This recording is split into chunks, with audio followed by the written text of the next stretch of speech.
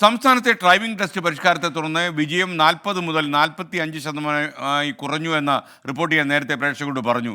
അപേക്ഷകരുടെ എണ്ണം കൂടി, പക്ഷേ ടെസ്റ്റുകളുടെ എണ്ണം വർദ്ധിപ്പിക്കാൻ ഗതാഗത വകുപ്പ് നിർദ്ദേശവും കൊടുത്തു. പക്ഷേ ടെസ്റ്റ് കടുപ്പിച്ചപ്പോൾ പാസ്സാവുന്ന ആൾക്കാരുടെ എണ്ണം കുറഞ്ഞു.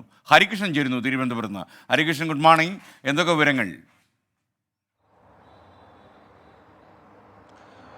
Good morning S K. ഈ ഡ്രൈവിംഗ് ടെസ്റ്റ് പരിഷ്കാരവുമായി ബന്ധപ്പെട്ട് നമ്മൾ തർക്കങ്ങളും പ്രതിഷേധങ്ങളും ഒക്കെ കണ്ടതാണ്. അത് ഈ ഡ്രൈവിംഗ് ടെസ്റ്റ് പരിഷ്കാരത്തിന് ശേഷം അപ്പോൾ ഈ എണ്ണം കർശനമാക്കുകയും കുറയ്ക്കുകയും ഒക്കെ ചെയ്ത സമയത്ത് ഈ പാസ്സാകുന്ന ആളുകളുടെ എണ്ണം അത് വളരെ കുറയുന്നു എന്നുള്ളതാണ് ഏറ്റവും പ്രധാനപ്പെട്ട കാര്യം. ഈ പുതുക്കിയ വ്യവസ്ഥ പ്രകാരം ഒരു RTO ഓഫീസിൽ 2 ഓഫീസർമാരുടെ കീഴിൽ 80 ടെസ്റ്റ് എന്നത് 100 ഉയർത്താനാണ് ഇപ്പോൾ ഗതാഗത വകുപ്പിൻ്റെ ഒരു നിർദ്ദേശം. അത് ഈ ടെസ്റ്റ് പാസ്സാകുന്നവരുടെ എണ്ണം അത് കുറയുന്നതുകൊണ്ടാണ്. അതായത് നേരത്തെ ഈ 100%, 90%, 100% ഒക്കെ വിജയം ഉണ്ടായിരുന്ന സ്ഥലത്ത് ഇപ്പോൾ 45% മുതൽ 55% മാത്രം വിജയമാണ് ഉണ്ടാകുന്നത്. അതുകൊണ്ട് തന്നെ കൂടുതൽ ടെസ്റ്റുകൾ, അതായത് ഈ ദിവസവും 25 എന്നുള്ളത് 45 എന്നുള്ളത് അത് 50 55 ഒക്കെ ആയിട്ട് ഉയർത്താനുള്ളൊരു നിർദ്ദേശം ഗതാഗത വകുപ്പ് നൽകിയിട്ടുണ്ട്.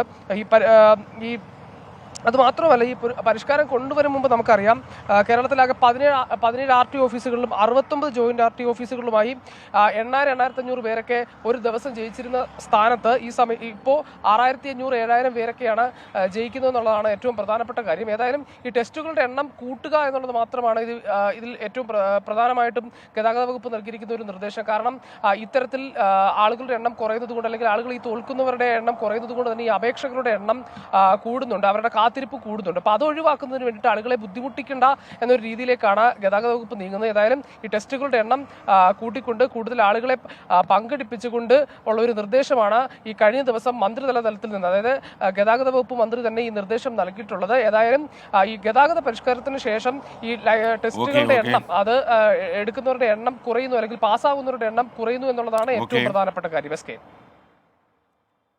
Okay, thank you. തോമസ് കുട്ടി കലഞ്ഞൂർ പറഞ്ഞു. എസ് കെ, ഇതൊന്ന് വായിക്കണം. കലഞ്ഞൂർ ഈസ്റ്റിലെ അറവ് മാലിന്യം നിക്ഷേപിക്കുന്നു. രാത്രികാലങ്ങളിൽ പല പ്രാവശ്യം അധികൃതരുടെ ശ്രദ്ധയിൽപ്പെടുത്തിയിട്ടുണ്ട്. അധികൃതർ മാത്രമല്ല, നമ്മുടെ ലോക്കലിയുള്ള നേതാക്കന്മാർ കൂടി ശ്രദ്ധിക്കണം, ജനങ്ങൾ കൂടി, കലഞ്ഞൂരുള്ള പ്രാദേശിക നേതാക്കന്മാർ കൂടി ശ്രദ്ധിച്ചാൽ ആളുകൾ, നാട്ടുകാർ ഇത് നിക്ഷേപിക്കില്ല. അപ്പോൾ ജനങ്ങളുടെ ശ്രദ്ധ വേണം. ഇതെല്ലാം പോലീസുകാർ നോക്കിക്കോളും എന്ന രീതിയിൽ ഇരിക്കാൻ പാടില്ല.